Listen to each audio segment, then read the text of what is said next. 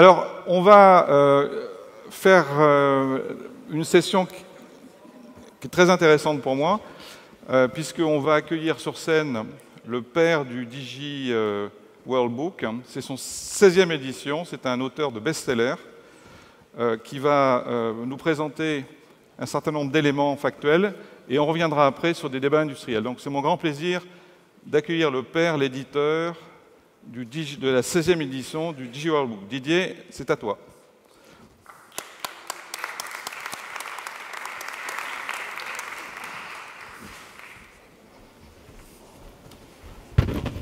Voilà, merci, bonjour à toutes et à tous.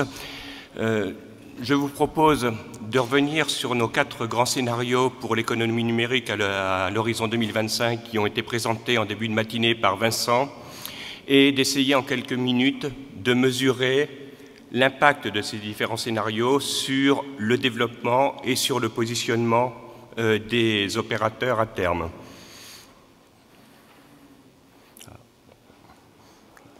Voilà, on m'a dit qu'il fallait appuyer fort, mais c'est vrai. Donc, d'un point de vue quantitatif d'abord, vous voyez sur cet écran qu'on a 4 scénarios avec des répercussions en termes de dynamique de marché qui sont relativement contrastés. Schématiquement, les 2 scénarios qui sont présentés ici à gauche, donc scénario d'automatisation et scénario d'ouverture, qui traduisent des dynamiques de croissance relativement modestes, de l'ordre de 1 à 2% par an, des scénarios dont l'enjeu se situe plutôt pour les opérateurs sur le terrain de la réduction de coûts de façon à soutenir les marges, à retrouver des marges, puisque vous savez aussi que pour un certain nombre d'entre eux, aujourd'hui, on est dans une situation qui commence à être un petit peu critique. Et puis, les 2 scénarios qui sont à droite, donc le scénario molle et le scénario de confiance, avec des perspectives de croissance, en tout cas telles qu'on a pu les mesurer, beaucoup plus franches et qui sont mues par des logiques de création de valeur. Alors, si on regarde d'un point de vue un petit peu plus qualitatif, je vais reprendre rapidement les scénarios un par un, pas forcément dans l'ordre où ils sont présentés ici. Je commence par le scénario d'ouverture, un scénario dans lequel les opérateurs se concentrent sur la fourniture de connectivité, où l'enjeu ou la stratégie pour ces opérateurs va être d'essayer de développer le trafic, puisque c'est là-dessus qu'ils vont se rémunérer.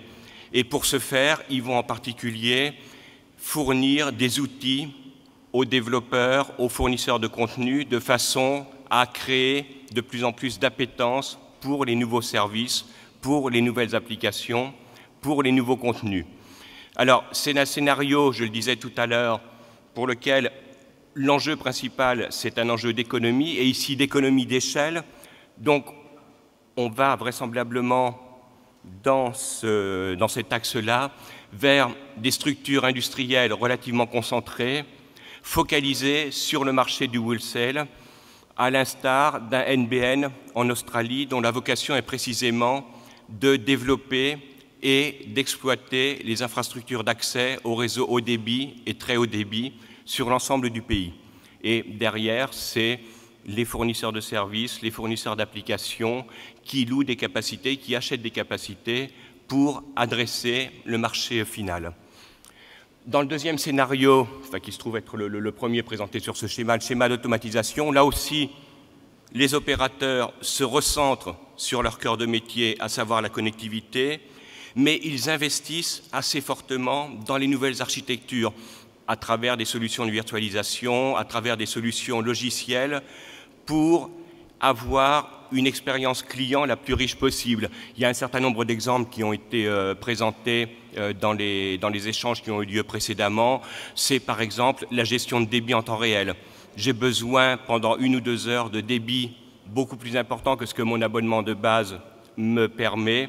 Je demande à mon opérateur et je suis immédiatement basculé sur un débit plus important. C'est des facturations simplifiées, donc une logique d'investissement, mais de rationalisation de coûts. Donc, dans ce scénario-là, on a des opérateurs avec des structures qui sont très légères, peu ou pas de réseau de distribution physique, peu ou pas de distribution, de commercialisation de terminaux en direct, pas de maintenance de terminaux. Ça, c'est le rôle des fabricants précisément de terminaux. Si on regarde les deux scénarios donc, qui offrent des perspectives de croissance un petit peu plus fortes, le scénario MOL tout d'abord, là on est dans un axe dans lequel c'est plus tellement l'expertise technologique qui est mise en avant par les opérateurs, mais c'est l'approche commerciale. Alors ça veut dire que dès lors que l'expertise technologique est plus l'élément fédérateur, il y a une logique d'externalisation du réseau qui peut être mise en place. Donc externalisation auprès des fabricants d'équipements ou auprès de sociétés spécialisées telles que les Tawacos. Et en revanche, le terminal qui devient l'élément clé, l'élément qui ouvre sur l'ensemble des services et des applications proposées, lui devient fondamental.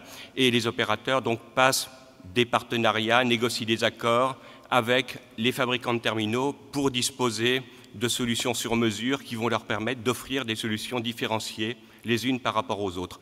J'ajouterais juste dans ce scénario que dans une logique biface ou une approche de type galerie marchande, pour employer un terme peut-être un petit peu plus simple, les ressources des opérateurs proviennent également des accords de partenariat avec un certain nombre d'autres marques qui viennent se porter sur ces réseaux à travers des accords de commissionnement et autres.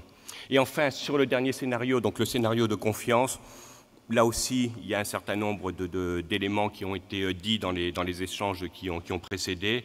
On est ici dans un scénario où les opérateurs proposent des réseaux très sécurisés à leurs clients de façon à les préserver de toute atteinte à la vie privée. Vous savez que c'est un sujet extrêmement sensible. On l'a déjà dit, il y a beaucoup de données qui circulent sur les réseaux. Alors c'est une bonne chose parce que ça peut être traité habilement et ça peut donner lieu à des services qui sont parfaitement customisés pour tel ou tel consommateur, mais c'est aussi quelque chose qui peut faire peur aux consommateurs parce que finalement on ne sait pas ce que deviennent ces données, etc. Donc là on est précisément dans un scénario où tout ça est sous contrôle et où les opérateurs proposent véritablement des solutions complètement sécurisées. Même engagement de la part des partenaires des opérateurs, donc les partenaires sont engagés par contrat à suivre les mêmes consignes de sécurité et évidemment tout ça, ça se paie et c'est assez logiquement qu'on retrouve dans ce scénario les perspectives de croissance les plus importantes parmi les 4 qu'on a évoquées. Alors évidemment, c'est des scénarios qui sont par nature contrastés et on l'a déjà vu à travers quelques exemples, tous les opérateurs ne vont pas suivre tous le même chemin, ça dépend des configurations nationales. Un même opérateur va pouvoir se positionner sur différents axes.